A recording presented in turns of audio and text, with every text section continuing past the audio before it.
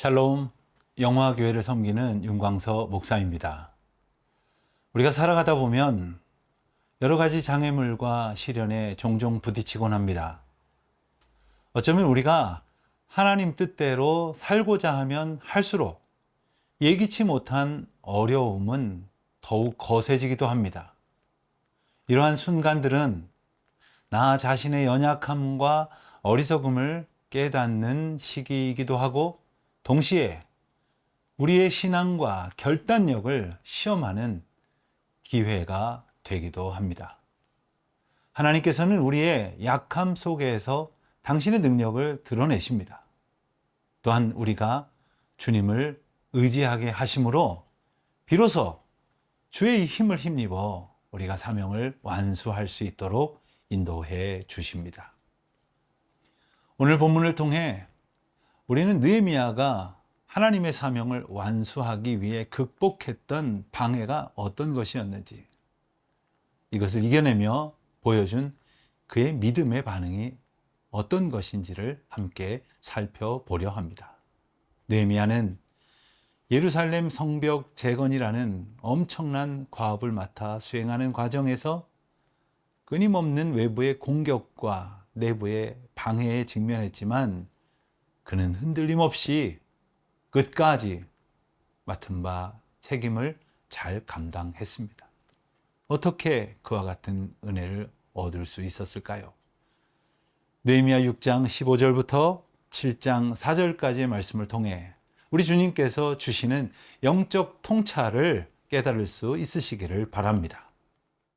느헤미야 6장 15절에서 7장 4절 말씀입니다. 성벽 역사가 52일 만인 엘룰월 25일에 끝남에 우리의 모든 대적과 주위에 있는 이방 족속들이 이를 듣고 다 두려워하여 크게 낙담하였으니 그들이 우리 하나님께서 이 역사를 이루신 것을 알미니라. 또한 그때에 유다의 귀족들이 여러 번 도비아에게 편지하였고 도비아의 편지도 그들에게 이르렀으니 도비아는 아라의 아들 스가냐의 사유가 되었고 도비아의 아들 여호하난도 베레기야의 아들 무슬람의 딸을 아내로 맞이하였으므로 유다에서 그와 동맹한 자가 많음이라. 그들이 도비아의 선행을 내 앞에 말하고 또 내 말도 그에게 전하매 도비아가 내게 편지하여 나를 두렵게 하고자 하였느니라. 성벽이 건축되매 문짝을 달고 문지기와 노래하는 자들과 레위 사람들을 세운 후에 내 아우 하나니와 영문의 관원 하나냐가 함께 예루살렘을 다스리게 하였는데 하나냐는 충성스러운 사람이요 하나님을 경외함이 무리 중에서 뛰어난 자라. 내가 그들에게 이르기를 해가 높이 뜨기 전에는 예루살렘 성문을 열지 말고 아직 파수할 때에 곧 문을 닫고 빗장을 지르며 또 예루살렘 주민이 각각 자기가 지키는 곳에서 파수하되 자기 집 맞은편을 지키게 하라 하였노니 그 성읍은 광대하고 그 주민은 적으며 가옥은 미처 건축하지 못하였음이니라. 오늘 본문 15절부터 19절까지 말씀은 마침내 예루살렘 성벽이 52일 만에 완성되는 장면을 소개합니다. 이 성벽 재건은 단순한 건축 공사가 아니었습니다. 이스라엘 공동체가 하나님 앞에서 다시 서는 신앙적 재건의 은혜였습니다. 성벽의 완성은 단순히 도시를 보호하는 물리적인 방어선을 구축하는 것을 넘어서서 이스라엘 백성들이 하나님께로 돌아와 오직 그분의 보호하심과 인도하심을 받는 민족으로서 회복되었음을 뜻합니다. 성벽 재건이 이렇게 짧은 기간 안에 성취될 수 있었던 것은 물론 전적인 하나님의 도우심 덕분이었습니다. 느헤미야는 이 모든 과정을 통해 하나님께서 구체적으로 어떻게 역사하셨는지를 분명히 깨닫고 있습니다. 그는 성벽 재건의 공로를 자기 자신이나 백성들에게 돌리지 않고 모든 영광을 하나님께 올려드립니다. 이와 같이 하나님의 백성으로서 우리도 우리의 삶에서 이루어진 일들을 돌아보며 그것이 하나님께서 이루신 일임을 고백하는 겸손한 믿음의 자세를 놓치지 말아야 할 것이겠습니다. 성벽이 완성되자 예루살렘 공동체 주변의 여러 민족들과 특별히 대적자들은 크게 낙담하며 두려워했습니다. 그들은 이스라엘 백성들이 정말 하나님과 함께하며 하나님의 도우심을 받고 있다는 사실을 분명히 깨달았기 때문입니다. 그들은 단지 물리적인 성벽의 위력만을 본 것이 아니라 하나님께서 그들과 함께 하시며 그들을 보호하신다는 영적 현실을 목격하게 됩니다. 이제 더 이상 아무도 이스라엘을 함부로 공격하거나 위협할 수 없다는 사실을 깨달은 것이죠. 그러나 성벽 재건의 성공에도 불구하고 어떤 대적자들은 이스라엘 내부에서 분열을 일으키려는 시도를 그치지 않습니다. 그 중에서도 도비야라 하는 아주 집요한 인물이 있었습니다. 그는 정치적인 목적으로 유다의 귀족들과 혼인 관계를 맺음으로 인맥을 쌓았습니다. 그렇게 유다 지도자들과 내통하며 세력을 키워갔습니다. 그는 이런 관계를 통해서 유다 내에서의 강력한 연대 세력을 형성하면서 느헤미야의 지도력을 약화시키려고 했습니다. 도비야는 유다 내부의 인맥을 과시하며 느헤미야를 압박하기도 했고 직접 편지를 보내 위협하기도 했습니다. 느헤미야로 하여금 두려움을 느끼게 하려는 것이었죠. 느헤미야는 이러한 도전에 직면했을 때 단호하고 지혜롭게 대처합니다. 그는 도비야와 그와 연대한 무리들의 방해와 음모를 영적으로 분별합니다. 그리고 하나님의 뜻을 의지하며 강력하게 맞섭니다. 우리도 마찬가지입니다. 하나님을 의지하지 않고서는 결코 악한 대적들과 맞서 이길 수가 없습니다.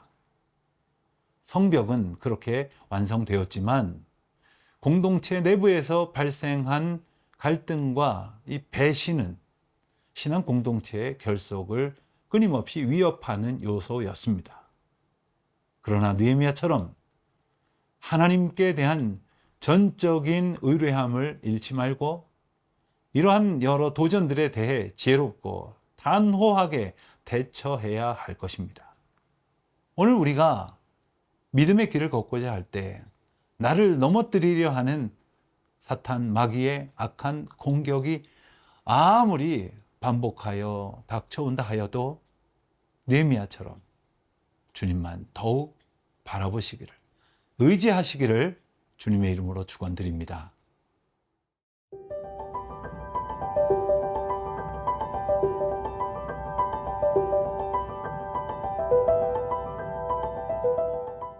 (7장으로) 접어들면 성벽이 완성된 후에 느헤미야가 예루살렘의 방어와 질서를 세우기 위한 여러 가지 조치들이 소개가 됩니다. 성벽은 완성되었지만 사실 이것은 시작에 불과했습니다. 이제 예루살렘을 구체적으로 지키고 그 안에서 하나님 주신 율법을 의지하며 살아가는 공동체로서의 역할을 다하기 위해서는 체계적인 정비가 필요했습니다. 먼저 느헤미야는 성문을 지킬 문지기들과 노래하는 자들, 그리고 레위인들을 관리자로 세웁니다. 이들은 원래 성전에서 봉사하는 사람들로서 성전의 관리와 예배를 책임지는 역할을 맡은 자들이었습니다. 그런데 느헤미야는 이들에게 성문을 관리하는 역할까지 맡기게 됩니다. 이것은 예루살렘 성 전체가 단순한 하나의 도시가 아니라 성전에 확장된 거룩한 공간으로 여겨졌기 때문이었습니다. 성문을 지키는 일은 곧 하나님의 성전을 보호하는 일과 동일한 의미를 갖는다고 느헤미야는 여겼던 것입니다. 이 조치는 단순한 행정적 조치가 아니었습니다. 신앙 공동체로서의 예루살렘을 굳건히 유지하고 강화하기 위한 중요한 결정이었습니다.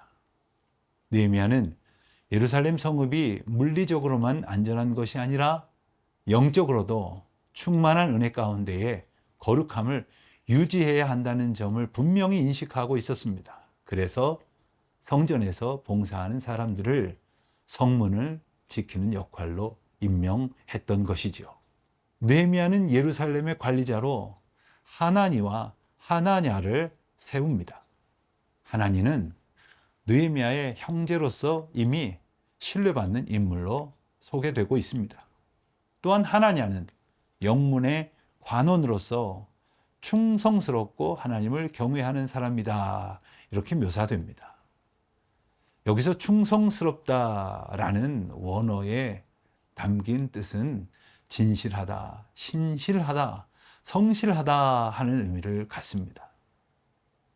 하나님을 경외하며 진실한 마음을 가진 이들은 예루살렘 성을 관리하는 데 있어서 충분한 역량을 이미 가진 리더들이었습니다. 느헤미야는 이들과 함께 예루살렘의 안전과 영적 질서를 구축하려 했습니다. 느헤미야는 또한 예루살렘 성읍을 보호하기 위해 구체적인 수비 계획까지 세우며 체계를 잡아갑니다. 성문을 지키는 시간과 방식에 대한 분명한 지침을 제시하며 성읍의 안전을 최우선으로 고려합니다. 그는 백성들에게는 문이 열리기 전에는 성문을 열지 말고 문지기들이 확실히 지키도록 했습니다. 또한 백성들에게 성벽을 따라 각자의 집 앞에서 경비를 서도록 하여 공동체 전체가 성읍을 함께 보호하는 데 참여하도록 합니다. 느헤미야가 성벽 재건 후에 취한 이러한 일련의 조치들은 예루살렘을 단순히 물리적으로만 보호하는 것이 아니라 영적으로도 거룩한 도성이 되도록 지키기 위한 중요한 노력이었습니다. 그는 성벽 재건을 통해 외부의 위협으로부터 예루살렘을 보호하는 데 성공했지만 내부적으로도 이 신앙 공동체가 하나님 앞에서 거룩하게 서기 위하여 필요한 체계와 영적 질서를 세우는 데 주력했던 것이지요. 우리의 신앙생활도 마찬가지입니다. 우리의 신앙을 온전히 지키기 위해 삶의 모든 영역에서 하나님의 거룩한 질서를 우리도 가져야 합니다. 우리의 마음과 생각과 모든 행동에서 오롯이 주님의 뜻을 따르며 신실함과 경외함으로 하나님 앞에서 서도록 노력하십시다. 공동체 안에서도 신뢰할 수 있는 리더를 세우고 함께 하나님의 뜻을 이루어가는 체계를 마련하십시오. 우리 주님께서 그러한 일꾼들을 저와 여러분의 공동체에 보내주시기를 원합니다. 예루살렘이 영적으로 건강한 공동체가 되도록 느헤미야가 모든 노력을 기울였던 것처럼 우리도 우리의 삶과 공동체에서 하나님의 거룩한 질서가 세워지도록 주님만 경외하며 말씀 따라 삶을 정돈하고 공동체 안에서 서로를 격려하고 지지하는 그러한 자세를 가져야 합니다. 이런 모습이 우리 안에 가득할 때 우리 주님께서 원하시는 거룩한 공동체로서 온전히 서게 될 줄 믿습니다. 그러한 은혜가 여러분과 여러분의 공동체에 가득하시기를 축원드립니다.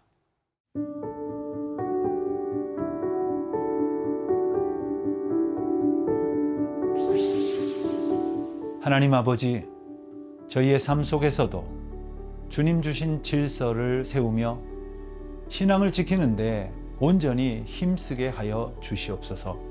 신실하게 하나님을 경외하는 마음으로 우리의 삶과 공동체를 보호하게 하시고 그 가운데에 하나님의 뜻을 온전히 이루어가게 하여 주시옵소서.